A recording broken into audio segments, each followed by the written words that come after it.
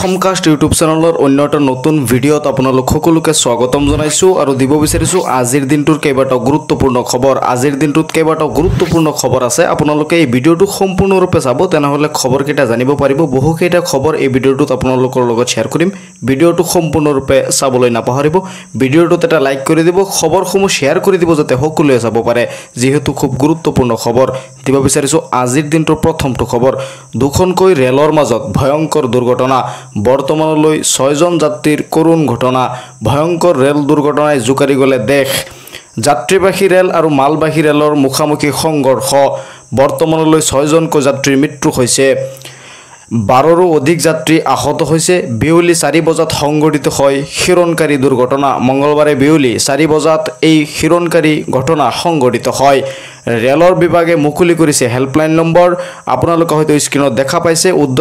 উদ্ধাৰকাৰী দল ঘটনাস্থলীত উপস্থিত, চলাইছে উদ্ধাৰ অভিযান। উদ্ধাৰকাৰী দল ইতিমধ্যে ঘটনাস্থলীত উপস্থিত হৈছে আৰু চলাইছে উদ্ধাৰ অভিযান। ছত্তীশগড়ত বিলাসপুৰত সংঘটিত হৈছে এই ঘটনা। ছত্তীশগড়ৰ বিলাসপুৰত এই ৰেল দুৰ্ঘটনা সংঘটিত হৈছে।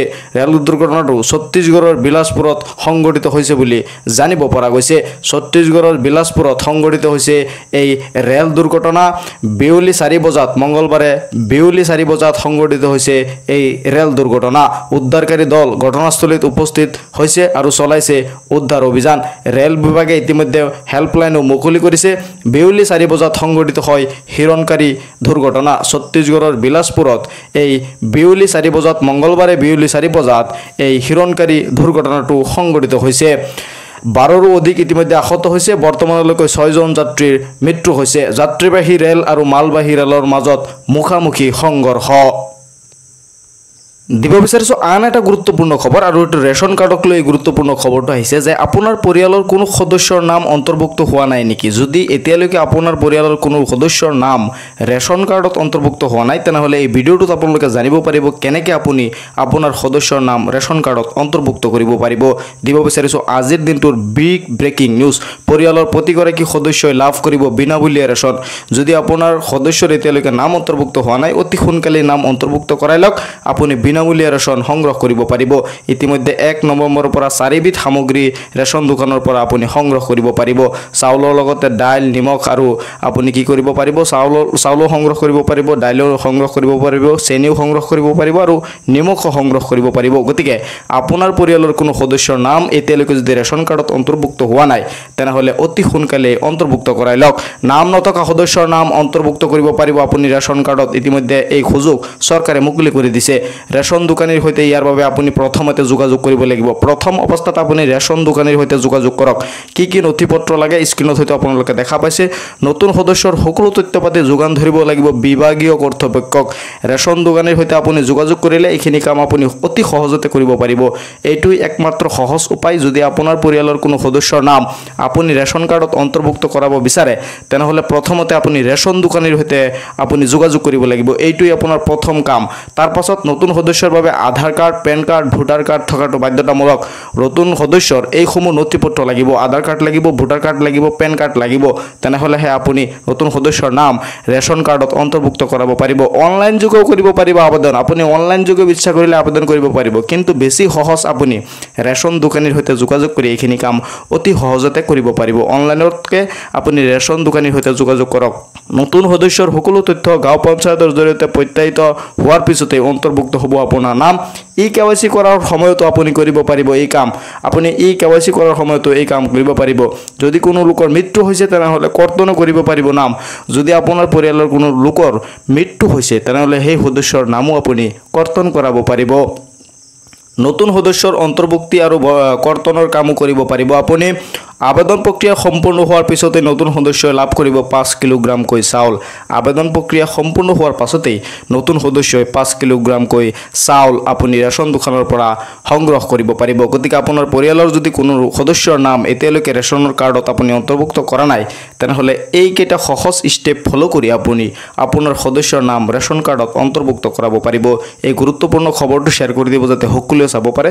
বহুতে ইতিমধ্যে জানিব বিচাৰিছে যে ৰেচন কাৰ্ডত কেনেকৈ নতুন সদস্যৰ নাম অন্তৰ্ভুক্ত কৰাব পৰা যায় গতিকে এই সৰু সৰু স্টেপ কেইটা বা এই নতুন স্টেপ কেইটা আপুনি ফলো কৰি আপোনাৰ পৰিয়ালৰ সদস্যৰ নাম আপুনি ৰেশন কাৰ্ডত অন্তৰ্ভুক্ত কৰাব পাৰে দিব বিচাৰিছো আন এটা গুৰুত্বপূৰ্ণ খবৰ বীৰ লাচিত সেনাত সুদৰণি আজিৰে পৰা চান্দা সংগ্ৰহ নকৰে বীৰ লাচিত সেনাৰ সদস্য হ'বলৈ 3 প্ৰজন্ম হ'ব লাগিব খিলঞ্জীয়া বীৰ লাচিত সেনাত লৈ ইতিমধ্যে আহি কৈছে এটা গুৰুত্বপূৰ্ণ খবৰ যে বীৰ লাচিত সেনাত সুদৰণি আজিৰে পৰা চান্দা সংগ্ৰহ নকৰে বীৰ লাচিত সেনাত সুদৰণি আনিছে ইতিমধ্যে যে চান্দা অবিহনে চলিব বীৰ লাচিত সেনা এতিয়াৰে পৰা চান্দা অবিহনে চলিব বীৰ লাচিত সেনা আজিৰে পৰা চান্দা সংগ্ৰহ নকৰে বীৰ লাচিত সেনাই ইচ্ছা কৰিলে কোনোবাই একাউণ্টত দিব পাৰিব ধন যদি কোনোবাই ইচ্ছা কৰে তেনেহলে একাউণ্টত দিব পাৰিব বীৰ লাচিত সেনাক ধন আজিৰে পৰা বীৰ লাচিত সেনাই চান্দা সংগ্ৰহ নকৰে বীৰ লাচিত সেনাত সোমাইছে বহু সন্দেহজনক লোক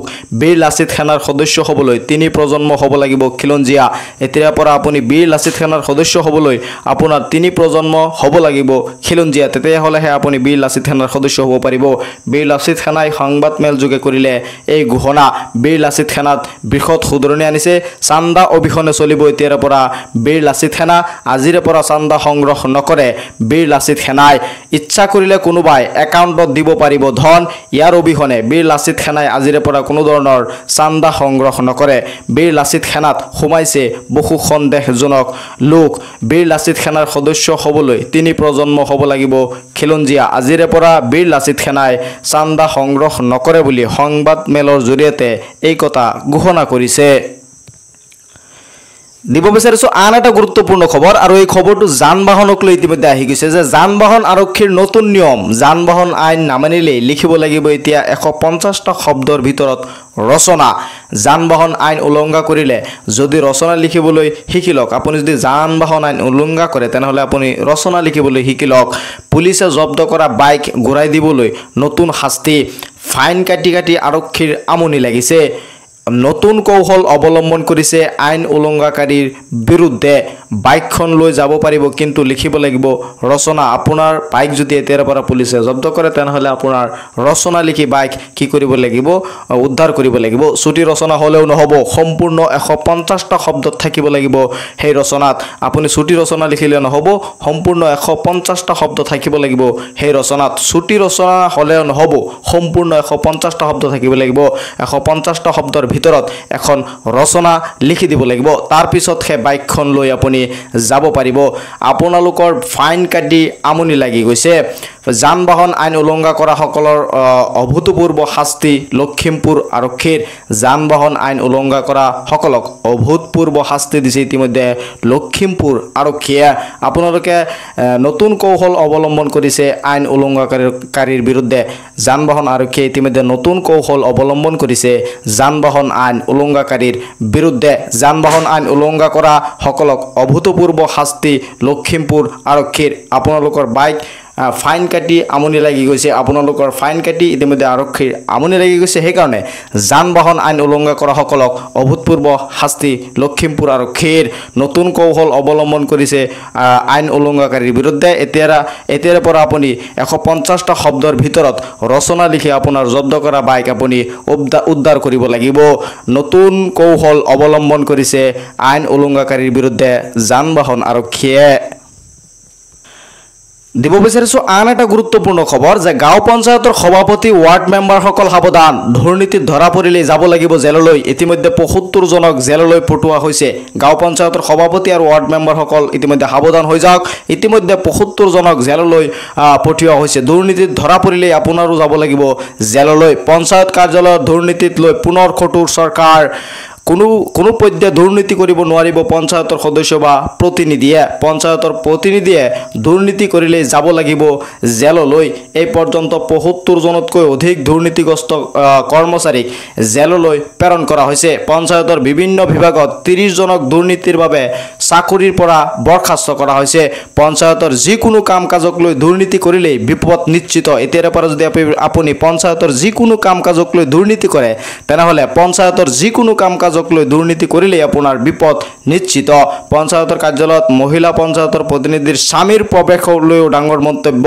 এতিয়াৰ পৰা কি কৰিব পাৰিব মহিলা সদস্যৰ স্বামীয়ে প্ৰৱেশ কৰিব নোৱাৰিব পঞ্চায়ত কাৰ্যালয়ত মহিলা সদস্যৰ স্বামীয়ে পঞ্চায়ত কাৰ্যালয়ত প্ৰৱেশ কৰিব নোৱাৰিব পঞ্চায়তৰ কাম কাজতো কৰিব নোৱাৰিব কোনো হস্তক্ষেপ মহিলাৰ সদস্যৰ স্বামীয়েও পঞ্চায়তৰ কাম কাজত কোনো ধৰণৰ হস্তক্ষেপ কৰিব নোৱাৰিব মন্ত্ৰী ৰঞ্জিত কুমাৰ দাসৰ ডাঙৰ মন্তব্য মন্ত্ৰী ৰঞ্জিত কুমাৰ দাসে ডাঙৰ মন্তব্য কৰিছে যে এতিয়াৰ পৰা পঞ্চায়তৰ কাম কাজতো কৰিব নোৱাৰিব কোনো ধৰণৰ হস্তক্ষেপ মহিলা সদস্যৰ স্বামীয়ে প্ৰৱেশ কৰিব নোৱাৰিব পঞ্চায়তৰ কাৰ্যালয়ত মহিলা সদস্যৰ স্বামীয়ে পঞ্চায়তৰ কাৰ্যালয়ত প্ৰৱেশ কৰিব নোৱাৰিব পঞ্চায়তৰ কাম কাজতো কৰিব নোৱাৰিব কোনো ধৰণৰ হস্তক্ষেপ মন্ত্ৰী ৰঞ্জিত কুমাৰ দাসৰ ডাঙৰ মন্তব্য এই খবৰটো শ্বেয়াৰ কৰি দিব যাতে সকলোৱে চাব পাৰে আৰু খবৰটো তেওঁলোকে যাতে জানিব পাৰে ভিডিঅ'টো এতিয়া শ্বেয়াৰ কৰি দিয়ক যাতে সকলোৱে চাব পাৰে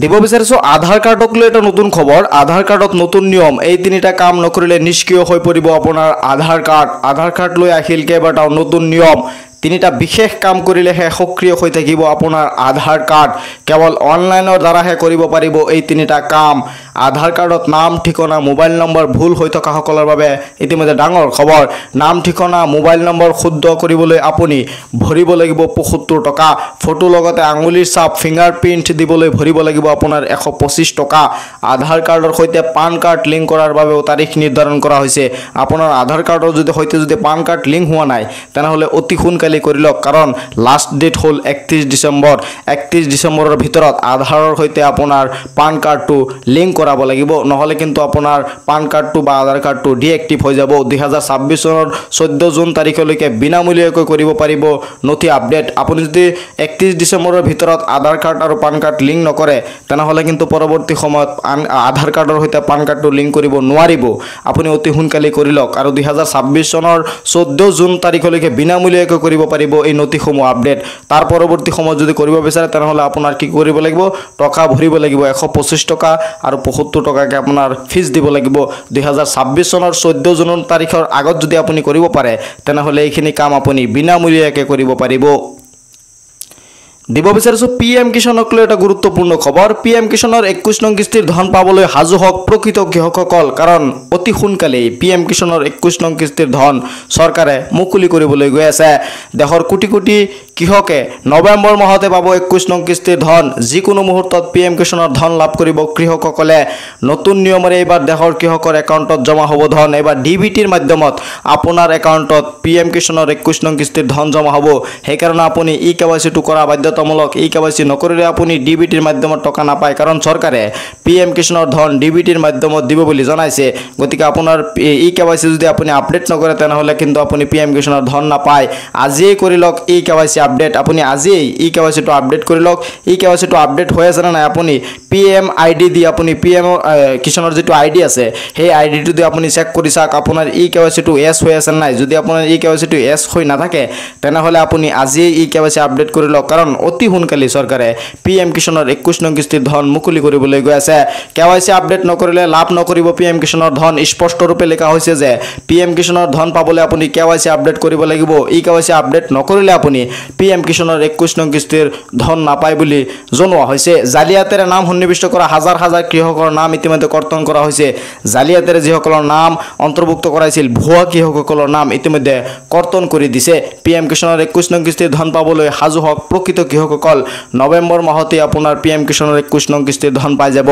মুকলি হেল্পলাইন নম্বৰ ইতিমধ্যে মুকলি কৰিছে আপোনাৰ যদি কিবা অসুবিধা হৈ আছে তেনেহলে এই হেল্পলাইন নম্বৰত আপুনি কল কৰিব পাৰে হেল্পলাইন নম্বৰটো হ'ল 155261 এই হেল্পলাইন নম্বৰত আপুনি কল কৰিব পাৰে আজিয়ে কৰি লওক আপুনি ইকেৱাইচি আপডেট নকৰিলে আপুনি লাভ নকৰিব পিএম কিষাণৰ 21 নং কিস্তিৰ ধন জালিয়াতেৰে নাম সন্নিবিষ্ট কৰা হাজাৰ হাজাৰ ভুৱা কৃষকৰ নাম ইতিমধ্যে কৰ্তন কৰা হৈছে পিএম কিষাণৰ 21 নং কিস্তিৰ ধন চৰকাৰে অতি সোনকালে মুকলি কৰিবলৈ গৈ আছে আপুনি অতি সোনকালে পিএম কিষাণৰ ধন পাবলৈ ইকেৱাইচিটো আপডেট কৰি লওক পিএম কিষাণৰ 21 নং কিস্তিৰ ধন পাবলৈ সাজু হওক প্ৰকৃত কৃষকসকল ভিডিঅ'টো শ্বেয়াৰ কৰি দিব যাতে সকলোৱে চাব পাৰে এই খবৰখিনি যাতে তেওঁলোকে জানিব পাৰে বহুকেইটা খবৰ আপোনাৰ আপোনালোকৰ লগত গুৰুত্বপূৰ্ণ খবৰ শ্বেয়াৰ কৰা হৈছে যাতে সকলোৱে চাব পাৰে ভিডিঅ'টো শ্বেয়াৰ কৰি দিয়ক মোৰ চেনেলটো সাবস্ক্ৰাইব কৰি ৰাখক যেতিয়া মই পৰৱৰ্তী খবৰ আপলোড কৰোঁ আপোনালোকে অতি সহজতে চাব পাৰিব চাই থাকিব আপোনালোকৰ আপোন চেনেল অসম কাষ্ট